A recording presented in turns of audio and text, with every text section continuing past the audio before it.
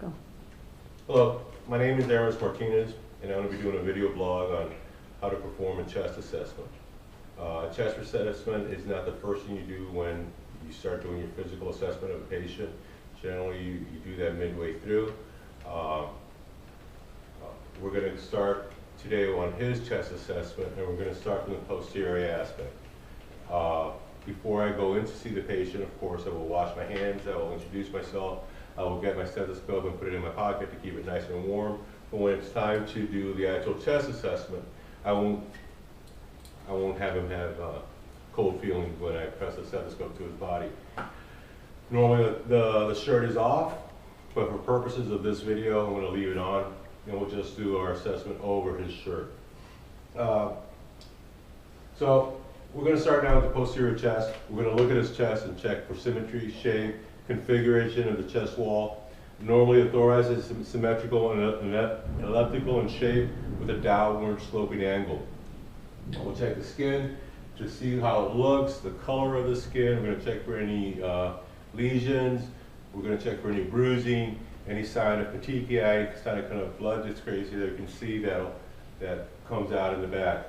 Of course, we have to be hands-on, and we'll check his spinous process initially, make sure that it's midline, that there's no tenderness upon palpation, and we'll go and we'll actually palpate his back and see if we discern any kind of any pain with palpation.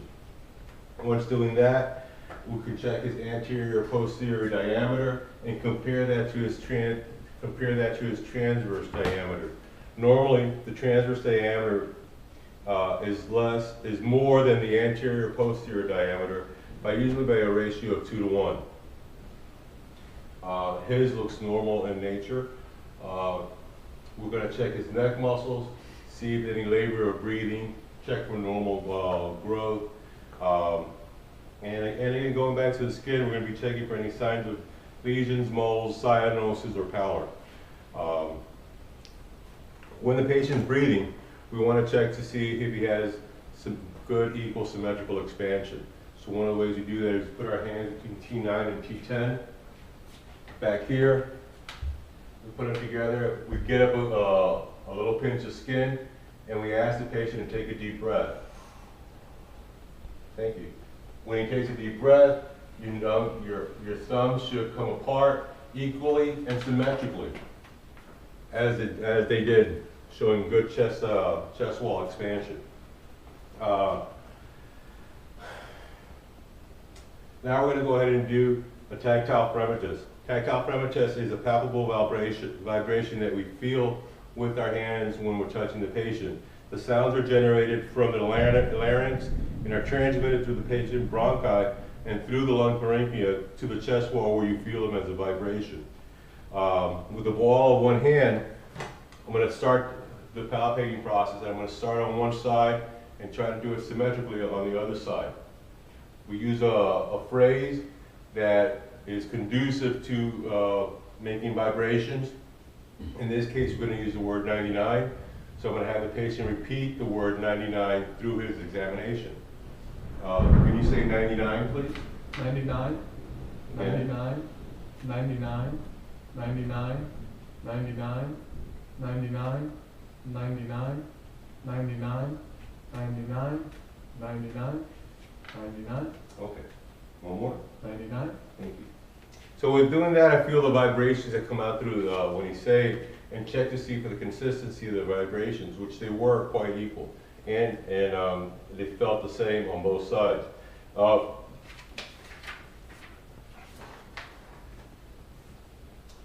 After we're doing the tactile premitus, we can go ahead and start palpating the chest wall, percussive chest wall, again to feel for any masses, to feel any changes in the tympani of the organs beneath the chest wall. So generally we'll start up here, take my finger, 3 up here, 1, 2. And I'm checking for the sounds and comparing one side to the other. Generally down here, it should be resonant And as I leave away from the lung, this should get duller.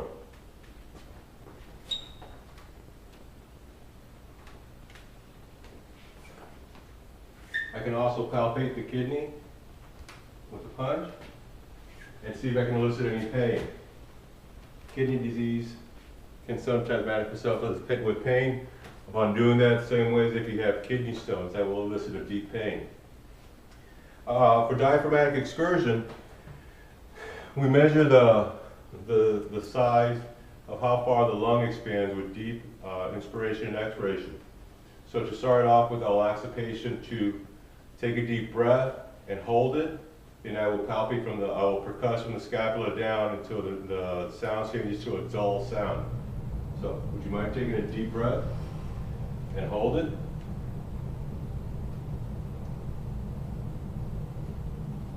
Okay, so right around here, you can breathe, thank you.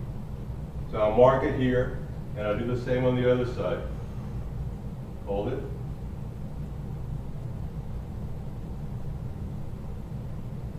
Okay, and I'll mark it here, and I can breathe now. Okay. Now take a deep breath, and hold it, and I'm going to check the difference in the sounds from here to where the new sounds are. Take a deep breath. Hold it. Let's let it go. Again, take a deep breath. Okay, let it go. I measure the differences, and normally it's between 3 and 5 centimeters. This patient, he had 4 centimeters in difference, which is an average number. So once we're done with that, now we can go ahead and once we're done with the diaphragmatic excursion, we can go ahead and start auscultating the lung sound. Now we're auscultating and seeing if we have any adventitious lung sounds, checking for crackles, we're checking for wheezes, stridor. Again, it's done in a symmetrical manner. I'll warm it up. All right. We start at the ABCs of the lung, supraclavicular area. Take a deep breath. In and out. In and out.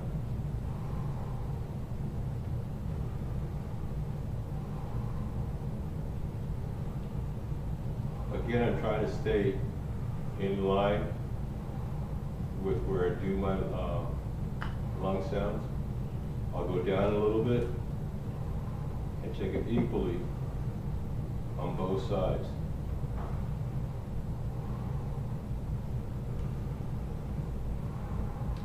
Okay, thank you. Now we're going to go ahead. Would you mind turning around? Now we're going to do the anterior portion of his chest. And just like we did with the posterior portion of the chest, we're going to check to see for symmetry. We're going to see for skin color, temperature, any signs of bruises, lesions, and general overall effort of breathing. Is he using any accessory muscles while breathing? Is his respiration equal and unlabored?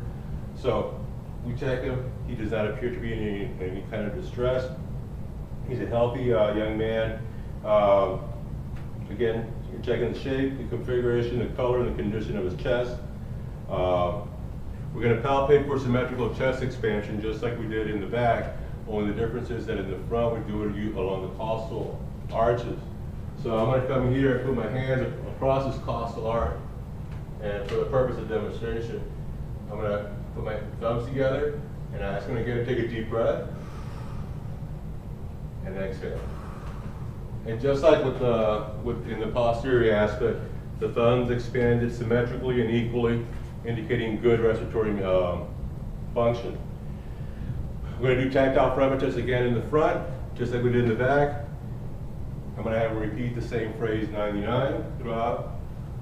99, 99, 99, 99, 99, 99.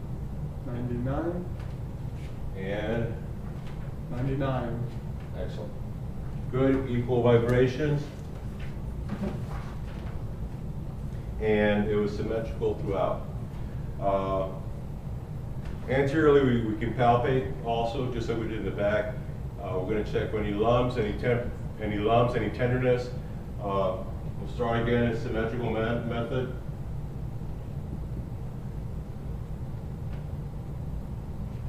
Feel, we're palpating.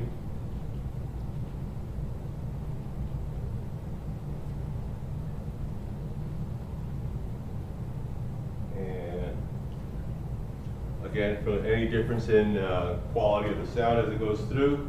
And last but not least, we're going to auscultate his lung sounds anteriorly, see if we hear any kind of different lung sounds, any adventitious lung sounds. Just breathe.